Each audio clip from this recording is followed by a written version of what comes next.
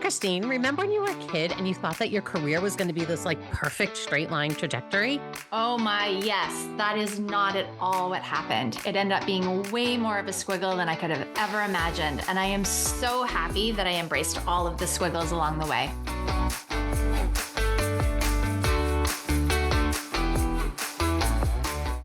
Welcome to Embrace the Squiggle, the podcast where anyone whose career or life looks nothing like a straight line. And honestly, this is where all the good stuff happens. I am Colleen. And Christine.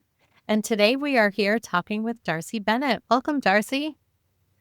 Thanks so much for having me. Looking forward to this. Yeah, so excited to have you today. So we always start with like how we know people. And I feel like I don't even remember when I met you, but it's been a few years that I met you back when I think I was working at Smith College, maybe. Oh, or not, just past that. So yeah. Yeah, I think you were our special guest on one of our, so Smith has a mentoring program in the DC area that I participate in.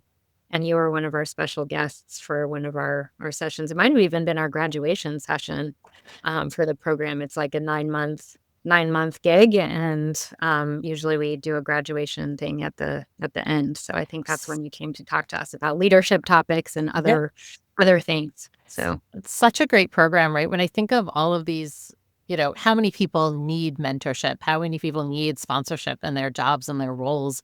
And here's just a group of volunteers who put together, it's a fairly small program, but it takes a lot of time for all these volunteers to do. So I was always impressed with that program and how they really matched people with mentors in a way that is just so organic. Yeah, it's one of the best. So I participated as a mentor for 5 years.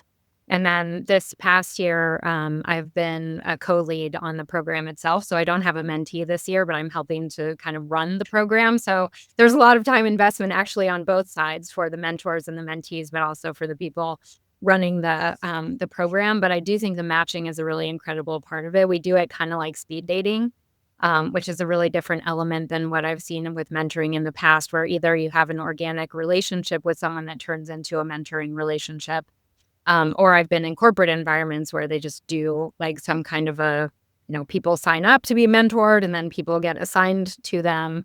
But without that kind of speed dating component to it, you don't get the chance to kind of check chemistry and just like the things that aren't on a resume, that are really the things that kind of make those relationships work.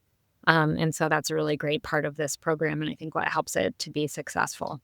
I've always loved it. All right. Well, let's jump back into where we usually start, which is what did little Darcey think she was going to be when she grew up? Like, what did you think you wanted to be when you were a kid? Oh, I've been thinking about this question. So very little Darcey wanted to be a trapeze artist, which I think is so funny. I found that written in one of those like Dr. Seuss All About Me types of books that my parents had kept in the basement. So that's super hilarious because I never got to anything close to that. And then like I was thinking about high school Darcey, and I never really had like a specific career idea in mind. I think the closest I maybe ever got to it was I saw, pretty sure it was in high school, A Few Good Men, the movie with Tom Cruise and Demi Moore.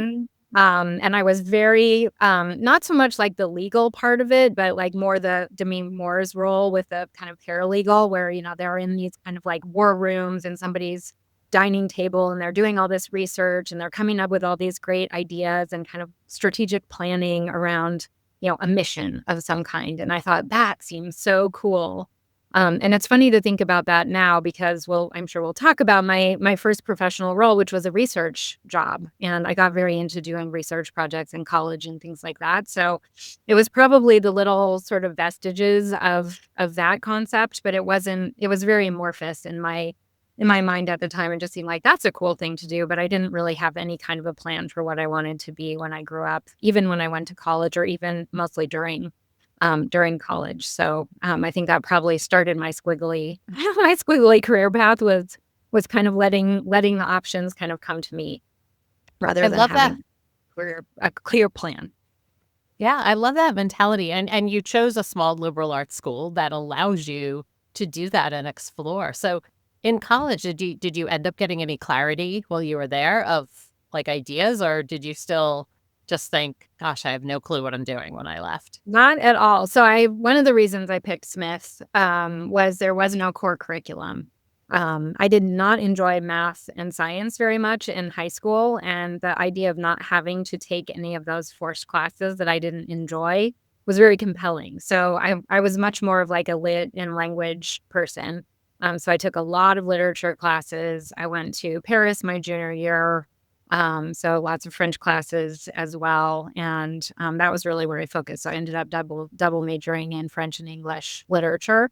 And that was really what I enjoyed doing the most, was just kind of reading books and writing papers about them. And so, I just really leaned into that. That's what I was good at. I took a few, I took like art history, and I do remember I took an econ class at one point because I thought I should.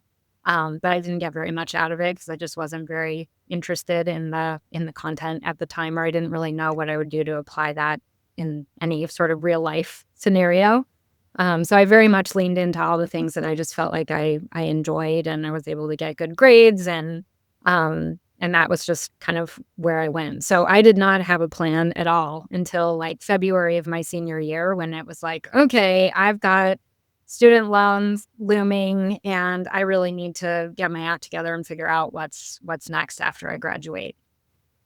So what was next after you graduated? What was that first job?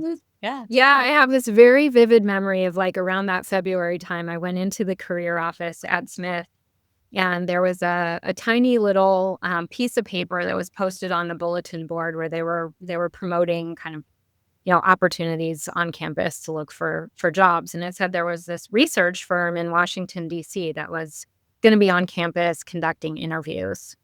And I thought, well, I know how to do research. So, maybe I'll raise my hand for that and see what it's about. I had a good friend who lived in the DC area, and I'd been with her a couple times on like fall breaks and things like that. So I kind of had a sense of DC, and I thought, no, let's just get my feet wet with interviewing and figure this thing out. And miraculously, that job interview turned into a second round interview in DC. I went down and met with a bunch of people and ended up getting a job offer. And it was, the starting salary was $30,000, which in 1997 I thought was like the most money ever for a literature major. I knew I was not going to do any better than that. And I thought, this would be a good opportunity to just kind of get my feet wet in the business world, see what it's about. And, hopefully that would turn into something cool. I was originally, I went to high school in Seattle. And so it was continuing my time on the East Coast, which was not part of the plan. I always thought I would move back home after school. Squiggle. Yeah, there was your stable probably, exactly. But I thought, let's just do this for a couple of years and see what happens. So I love that you just threw your name in the hat. Right there. Kind of had to. It kind of had to, because I was under pressure at that point financially, and I really needed to start figuring that out. And sometimes when you have that little bit of heat, it does make us actually step outside our comfort zone and lean in a little deeper. And women don't do it enough. So lots of nods here. Yeah. It's just having the courage to lean in and not be attached to the outcome. Right there, that's what I know for myself when I've thrown my hat in the ring and not attached the outcome, and sometimes even forgotten about things that I put my hand up for. And then all of a sudden they're knocking on the door and I'm like, oh my God, what? And you just never know what doors it'll open. So beautiful. Beautiful. I think in some ways too, like I was just so naive in the whole process. And because I wasn't putting so much effort into that first, like it didn't feel like that much pressure to go through that interview process. And so I think I was a little bit more natural and just kind of like, here's legitimately who I am and what I know how to do. And, there were a few questions that were, scenario based or whatever. And I could kind of draw on the way that I had done research in college. And, so it kind of worked out. But in the end, it turned out to have been, it was a great fit with the culture of this company. And it was kind of exactly the vibe that they were looking for, where they didn't want the people who, were hardcore into like consulting or investment banking or any of those kind of entry level cohort kinds of things. I knew right away that wasn't going to be for me. And so, this company was very good at kind of picking off the people who were not bad, but, were smart and motivated and excited and interested in learning new things. And so, it was really, really lucky that worked out for me and that I found that opportunity. And it goes So you back to packed that your idea always, right? That the majority of jobs these days you can learn, right? That you don't have to have an exact set of skills going in, leaning into your strengths, leaning into the things that you are good at. And in that case, it was you knew you could write, you knew you could do some critical reading, and you could do some research. And there you go, right? There's many jobs that would fall into. So Yeah. And especially as a 22-year-old, unless you're doing like pre-med or something that is so sort of structured and where you're already sort of starting to do your, certification in that discipline, who really knows much of anything at 22? Nothing. who knows much of We know anything at nothing. 51? Right.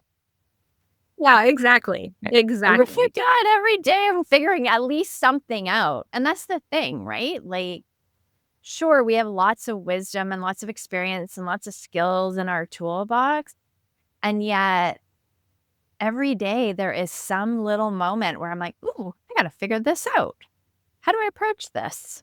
And knowing how you approach things, knowing how knowing. you learn.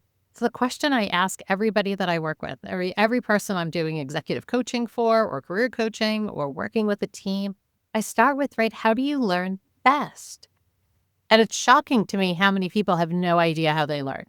They have no idea how, if I need to teach them something new, how I should go about doing that to make sure they learn it really well. Yeah. So if you start with that, you're going to go far. Yeah. All Well, right, so and that was the wonderful thing about that starting role also, because it was very much designed for 22-year-olds with zero experience. And so the way that it was structured was you're on a team with other 22-year-olds, who all come from great schools across the East Coast, but who don't really know much of anything about the business world. And we had a dedicated manager, and there was a whole structured onboarding program. And the design of it all was very smart to kind of bring us in and get us, connected to each other, connected to the company, engaged in what we were doing. And we had somebody who was kind of like watching out for us and helping us to just understand, like, what is this business world all about? And, how do you be a professional in an office kind of environment? So that was also a huge advantage in terms of like the learning, was we had a lot of kind of helpful umbrella structure and caretaking around us to make sure that we were going to be successful if we had what it took to do that role. What if every organization had a great onboarding process, right? Thinking the same. Folks actually know what they're supposed to do. They know their responsibilities, and that there's people they can lean on to teach them. What a better workplace it would be for every single person.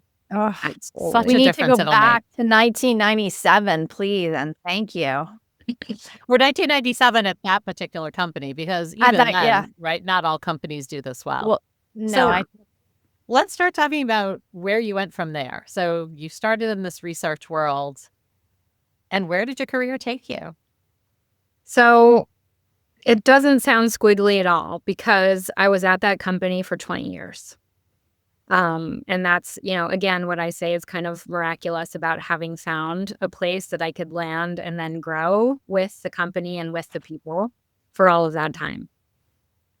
I was just going to say, though, but for that time, that era, 20 years was like, that was, I don't want to say it was, it was kind of a normal. That was the normal back then, is that you could be like, I know I can count on one hand my jobs, and it's like not 11 or 5, 11, 9, right? Like, so it was kind of the squiggles back then were not normal. Yeah.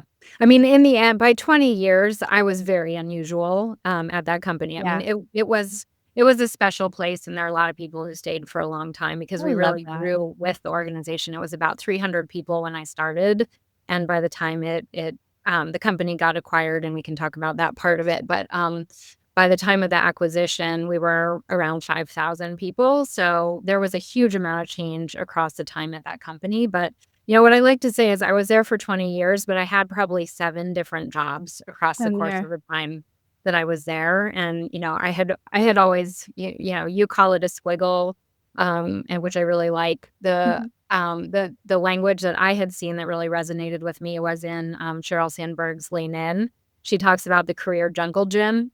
Oh, yeah. And she Yeah. kind of says, like, the thing about a jungle gym is there are a lot of good views from different parts of it versus if you're on a ladder, the only view you have is from the top of the ladder. And also, like, in order to get to the top, you end up spending a lot of time looking at other people's butts to get to the top of the ladder. Whereas, like, I'm kind of massacring her quote, but to get around a jungle gym, you have lots of different vantage points, and I really embraced that concept I love that. as well. And so, that was something I really, really tried to do with the career that I had at that company. No, did you drive the squiggles within your organization, or did the company drive your squiggles, or was it a combination? So it was a combination of both. So I started in a research. It was a research associate role. And the company was called the Advisory Board Company back then. It eventually became the Corporate Executive Board, and then CEB was the acronym that they ultimately embraced. But it was a company that was basically kind of providing business insights and advisory services, and offered programs. They were called leadership councils that were organized by functional discipline like HR, IT, finance, sales, and legal. And so our members were heads of function from mainly Fortune 500 companies, and we provided them with best practices-based research, information, and networking opportunities. And so my first role was as a research associate with the Leadership Council that served heads of HR. And so my job there was to investigate different HR topics and provide customized responses to individual member questions. So we were doing things like lit searches, vendor profiles, networking contacts, white papers, profiling practices of different companies that were called issue briefs. And so, we're doing research on different topics, but by virtue of that, we were also learning about that particular functional discipline. And so the first squiggle that I made was moving out of the HR area and into the sales area. So I moved from doing projects for heads of HR to doing projects for heads of sales. So all of a sudden I was like changing the view to a totally different functional discipline. And the thing that was great about that was, HR can kind of be, it's a very complex thing once you get into it, but it can be a little bit intuitive. It was a perfect landing place for me because I was an employee and I was being immersed in HR things like, compensation, benefits, recruiting. Like I kind of understood it from the perspective of an employee. Whereas sales was like something totally new, and what, you really start to learn more about business when you're in a sales environment, because sales is really what drives the success or failure of a company.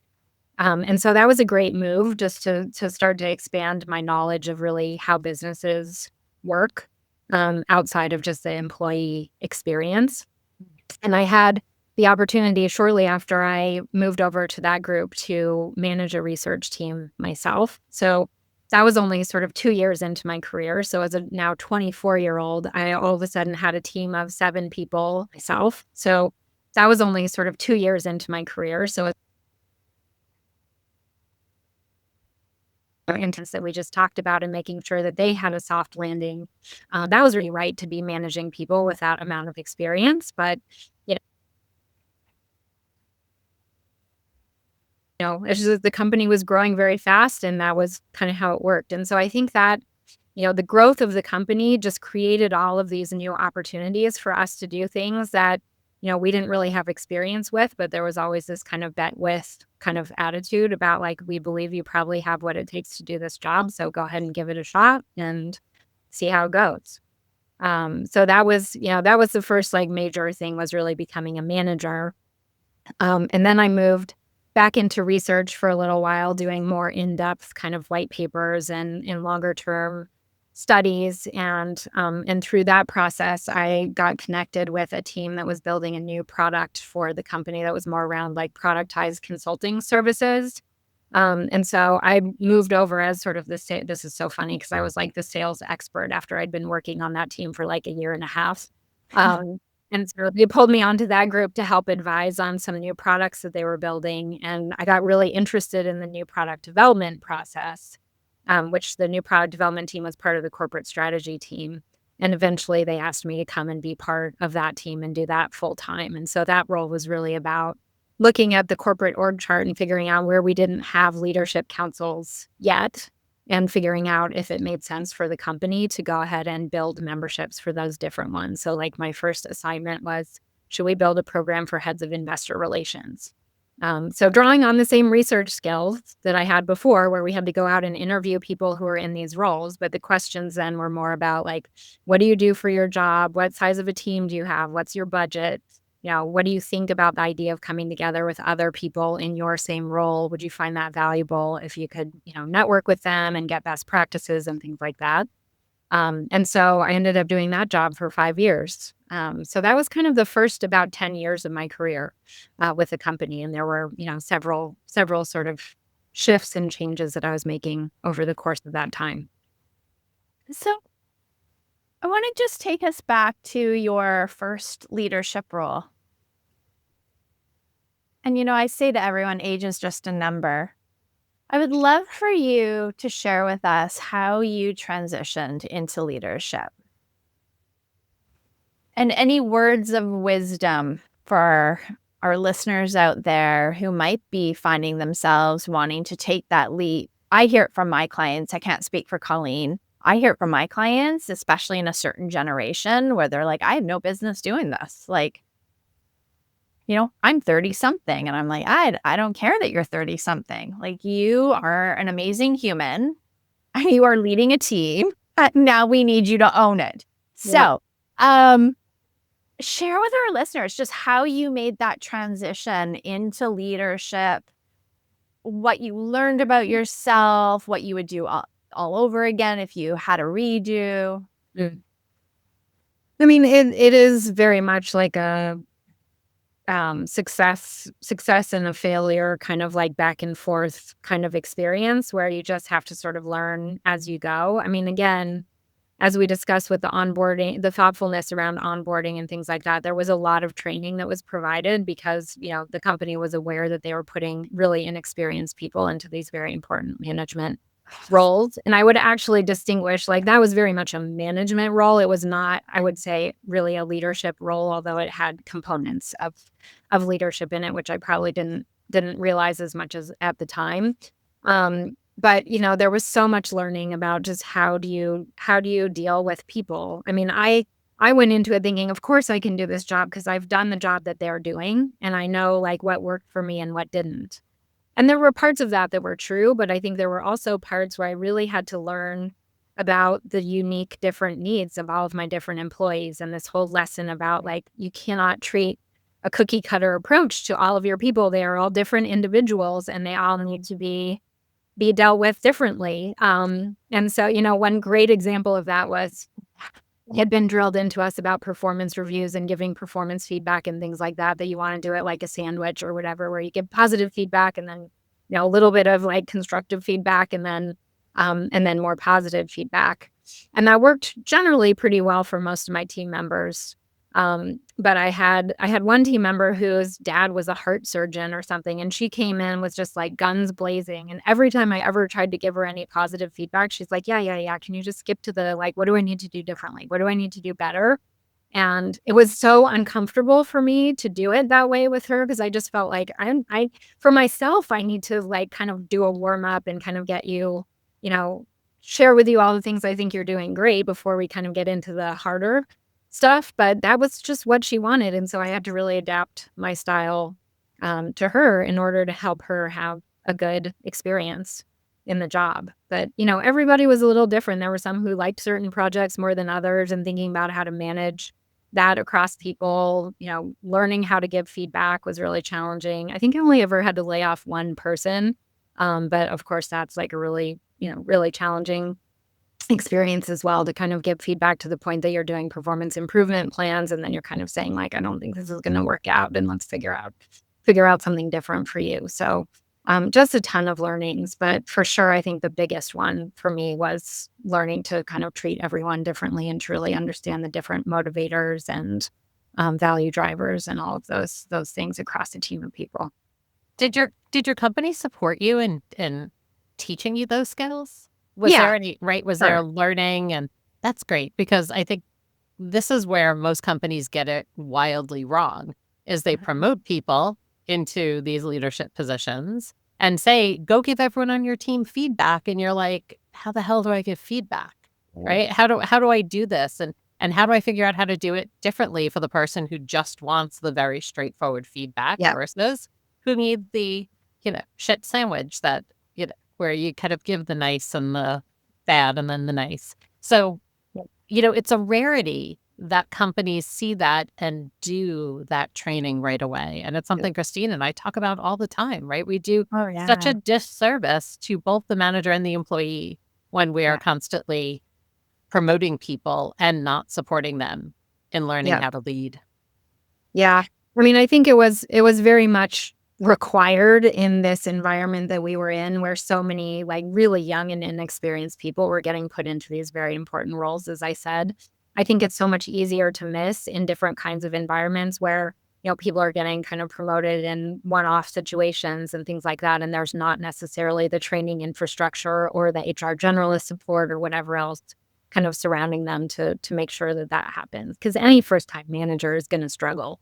Right. And there are just going to be things that you've never done before. And it's a really high-risk scenario where you're dealing with people, and people are the most valuable things that you can have in a company. And so, like, you can't really afford to get it wrong or to make so many mistakes as you're going through it, unless you have a person who has a real high EQ and can figure out how to kind of navigate those scenarios and be self-aware enough to say, like, hey, I need help here, and to find out ways to ask for it if it's not naturally provided.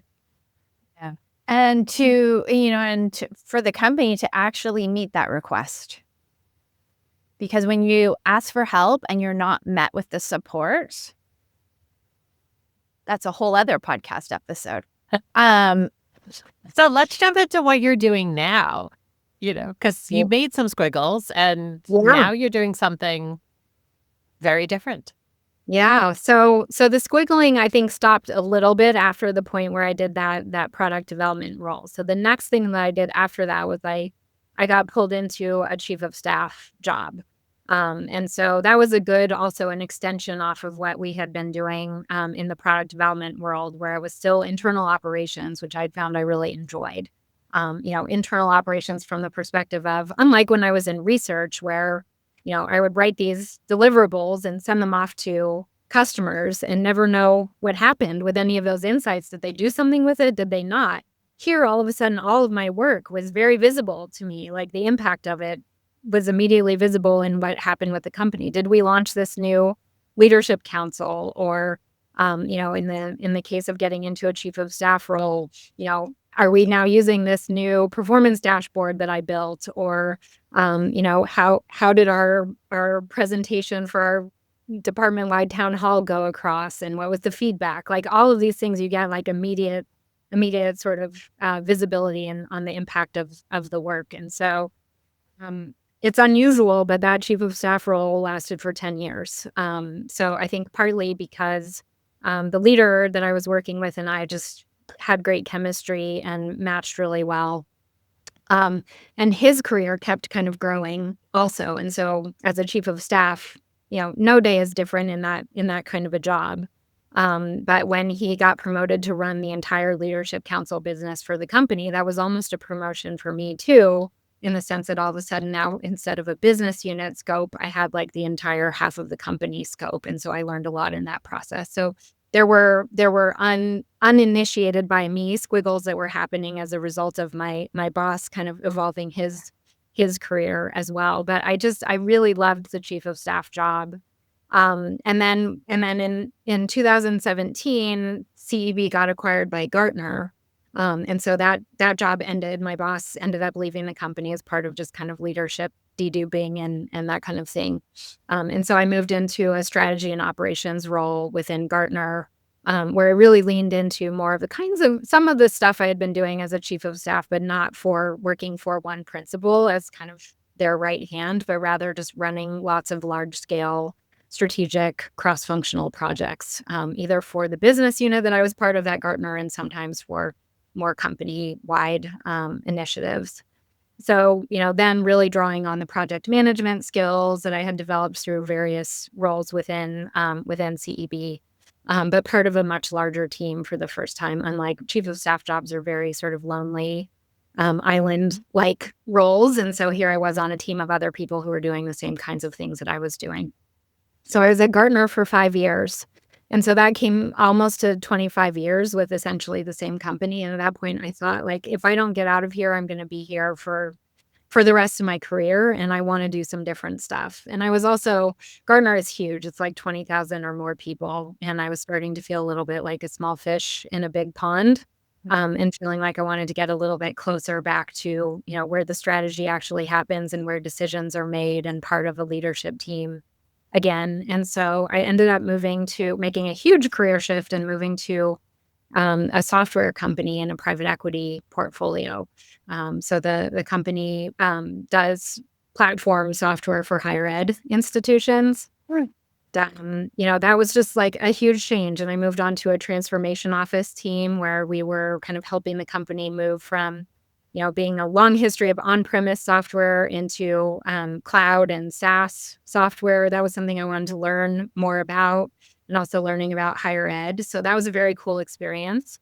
And that lasted for 1.5 years. And then I got laid off from there, and I took a sabbatical. And then that takes us up to the end of 2023. And then in 2024, I was looking for jobs and applying for some things here and there, but I wasn't getting a ton of traction. And I was really interested in moving into a much smaller company, more like the size that CEB was when I first started. And so I started doing some independent consulting just because I was needing to make some money at that point, and I wasn't getting a lot of traction in interviewing. And so I just started taking on some projects for people in my network, and that turned into having 6 different clients across the course of last year, and doing a bunch of different projects for different people, learning about a lot of different kinds of companies, most of them much smaller than, Gartner or even what CEB had become. And one of my clients ended up making me a full-time offer. And so I joined them in January. And so I'm now with another software company that focuses on software for chief compliance officers at financial institutions, helping them with their fair lending regulatory compliance practices. So, and I'm a chief of staff in that role. So back to chief of staff, but in a very different environment and context. And we're 25 people. So this is legitimate startup land. And that's been a ton of good new learning for me as well. So the last few years after I finally kind of left the CEB Gartner world have been all about squiggling and just kind of figuring out, like, what do I want to do with the rest of my career? I'm more than halfway through it at this point, and there are lots of interesting opportunities out there as the world is changing significantly with AI and technology and all these different things. So getting a chance to really get my hands dirty with that has been great. So how did you position yourself coming out of a position, not a position, but sort of out of a career chapter of 25 years? Yeah, well, pivot. Yeah. I think I specifically talked about that when I was getting ready to move to the higher ed software company. It was called Ellucian. And I had some connections from the CEB days who had moved into the private equity company that owned them. And so that was how the introductions were made. So I did not actually interview around when I looked to make that move. They approached me about this opportunity. And so I kind of thought, like, it's probably the right time. And this sounds like a really cool job and a chance for me to get out and see some new sort of scenery and get into a smaller environment where I can, again, hopefully have a little bit more impact. And so in that case, I really, I didn't have to try very hard to go kind of figure out how to position myself. It was more just this chance to, I did interview for that role, obviously, but I was talking about like, this company has gotten too big and I really want to get into a smaller environment and have a chance to really learn some new stuff. And that, that resonated, I think. Interestingly, I reported to a woman who had been at that company for 25 years. So, we kind of flipped places where, I had the benefit of all of her deep institutional knowledge of the company. But I could kind of come in and, be the new person and try to figure things out. So it felt like a fairly safe move in the end because of the layoff. It wasn't, but I think that was okay. Like I think everyone kind of has their rebound relationship in a sense. That's kind of after a big long time in a familiar place. And so I think it was just the right thing for me to do at that time, just to kind of start to get a sense of what else was out there. Well, when we talk about taking even micro steps to make a pivot, like so you've successfully pivoted into the world of software, and the role that you're in right now may or may not have been an opportunity, or it may have been a harder pitch, so to speak, to pitch yourself in. But because you had the network, tapped into it, doors opened, you had the courage to walk through and just simply explore and have conversations, it actually allowed you to make the pivot. Yeah, that's 100% right. And in fact, a lot of the roles that I was applying for last year were with much smaller companies. Like, Ellucian was maybe 3,000 people, 3,500 people.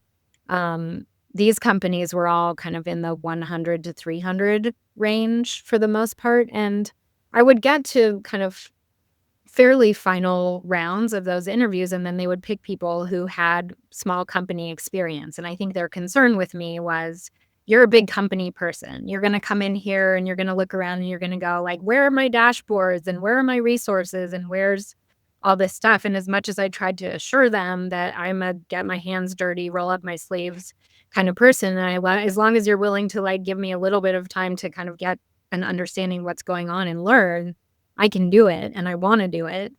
But it was just really hard to convince them to take that kind of a chance on me. And so consulting allowed me to do that in a not such a formal commitment kind of way on both sides.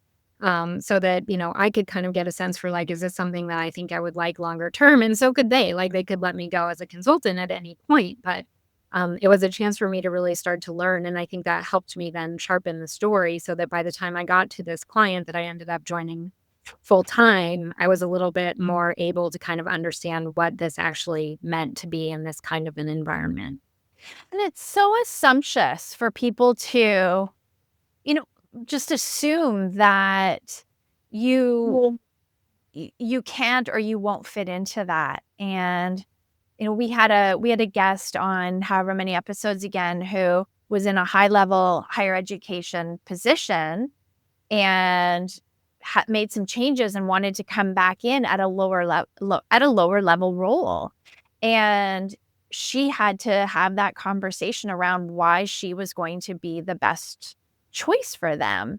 And I feel like organizations really need to listen to your story.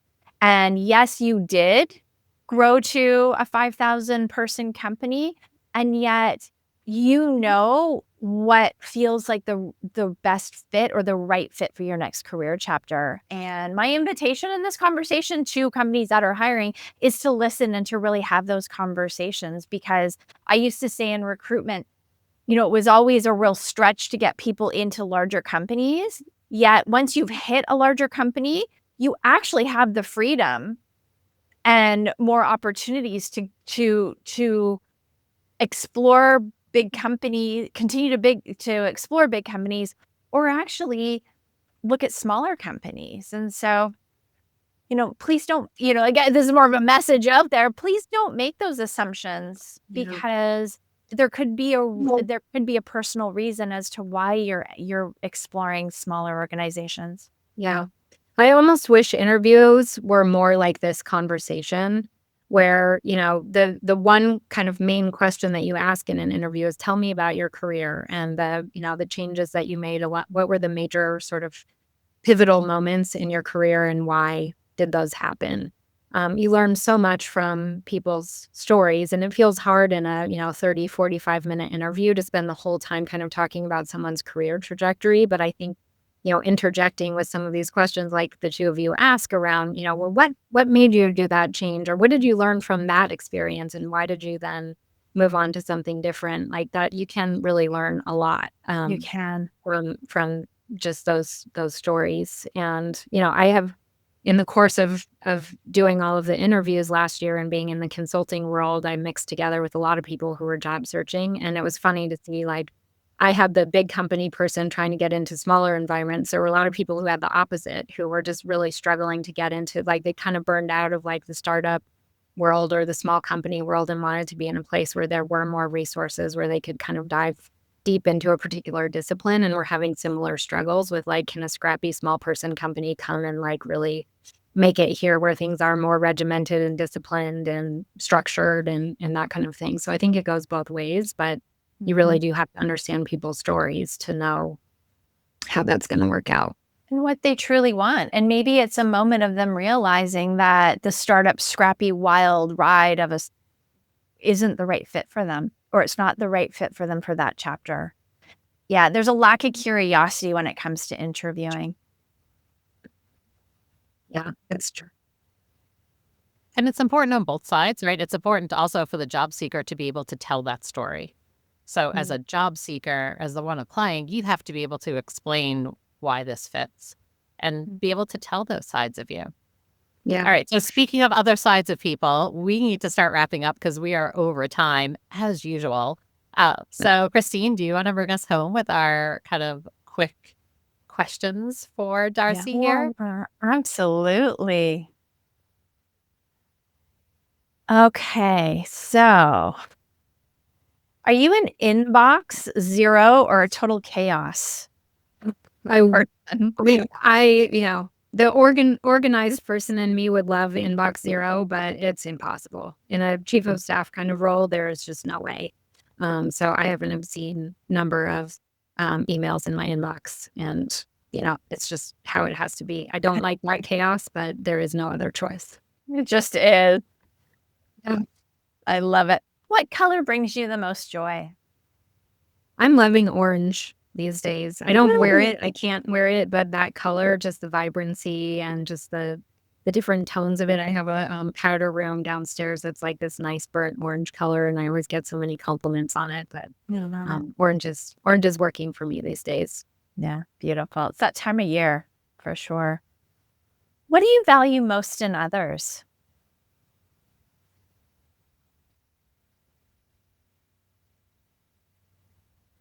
Oh, that's a great question. The first word that came to mind for me was kindness. I think we need more of that in the world right now. So I would go with that. I try to be kind and thoughtful to others, and I certainly appreciate it when it's directed my way. Beautiful, beautiful values and qualities. And is there a book recommendation that you have, or even just a book that has changed your perspective on something? The one that I am finding myself talking about over and over again is a book called The 6 Types of Working Genius by Patrick Lencioni. I've read 2 of his books now. I really like them. If your folks are familiar, he tends to write in kind of a fable format, which is an easy way for me to take in business content and more complex concepts. Is like, if you read it as a story, that's the lit major in me. But the working genius model, I think it's great. It's just a very smart way of thinking about, like, there are 6 things that competencies overall that most people tend to kind of get into in the course of, like, managing a project or doing a particular kind of job with some kind of a time trajectory. And the concept is, of those 6 things, 2 of them are your genius areas. 2 of them are competencies, meaning, like, so the genius things are things that give you tons of energy. And that if you did that as your full-time job, it would be awesome. Two of them are, competencies where you're good at it, but if you had to do it over and over and over and over again every day, you'd kind of get burned out. And then frustrations are the things that like, please don't make me do that. Yeah. And so when you start to, it's a very smart model. I think it applies in lots of situations, and it's a great way of thinking about like teams and how you build high performing teams, because there is no right or wrong across those 6 things. It's just what you energetically inclined to. And so I find myself talking about that book and that concept a lot. And the nice thing about it is that it can fit on top of, a Myers-Briggs or an Insights Discovery or any of these other kind of personality model. It can kind of complement some of those things. So it works really well in a lot of these kinds of contexts. So that's one I would definitely recommend. Love that. I haven't read that one. I've read 5 Dysfunctions of a Team, which I That's the other one I read, which I love. I love it. I recommend it to everybody. And my clients, when they start talking about something, I'm like, have you read 5 Dysfunctions of a Team? And it's like this silent mic drop. It's like, you might want to go read that. Yeah, it seems kind of cheesy when you first start reading it, but then it's like so insightful, and it's just a quick way to kind of absorb the concepts. And then you have all these models and different things that you can build off the back of it. So I love it. I think they're very accessible books and really smart concepts. Oh, I love it. Darcey, this has been a fabulous conversation. We could keep so talking. Great. So great. This But we are so way good. over time, as usual. I know. Saying. I know we are. I know. Well, Sorry, that was my fault. Our guests are so fabulous. No, this was wonderful. This was a wonderful conversation. I can't wait for our listeners to take this one in. So many golden moments. So if our guests would like to actually connect with you, where can they find you out there in the social media ether? Find me on LinkedIn. That's my professional hangout for sure. And I relied on it so much when I was looking for work and doing consulting and things like that. So I would love to pay it forward with other folks as well. So do feel free to have folks reach out to me. It would help if they say, like, I heard you on the podcast or something like that. So I know it's not just some kind of random person coming in. But yes. I would love to connect with your listeners if any of this resonated. Love it. Fabulous. And of course, you can follow Embrace the Squiggle on Instagram and TikTok. And we love seeing all of your reviews on Apple Podcasts. So please keep them coming. This week's Embrace the Squiggle podcast is brought to you by myself, Christine Thody, coaching and consulting, offering life, career, leadership, and executive coaching, all rooted in authenticity. So make sure to follow, subscribe, and share this episode with someone else who's in the middle of their own squiggly journey. And hey, if no one's told you today, you're exactly where you need to be. So thank you again for such a rich conversation, Darcey. Awesome. Thank you for having me. Thanks, everyone. This was fantastic. Yeah, really good. Is it time for you to add a little squiggle to your career? Join us every week to hear from another guest talk about how they embrace the squiggle. Subscribe now and find your inspiration.